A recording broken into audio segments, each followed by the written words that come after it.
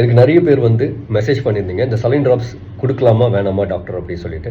இந்த saline drops IAP, WHO எல்லாருமே வந்து ரெக்கமெண்ட் பண்ணுற ஒரே ஒரு சேஃபரான குழந்தைங்களுக்கு நேசல் பிளாக்கெட், மூக்கு அடைப்பு இருந்துச்சுனாவோ இல்லை சளியோட இனிஷியல் ஸ்டேஜில் நம்மளுக்கு கொடுக்கக்கூடிய சேஃபர் ட்ரக்கு சலைன் ட்ராப்ஸ் தான்.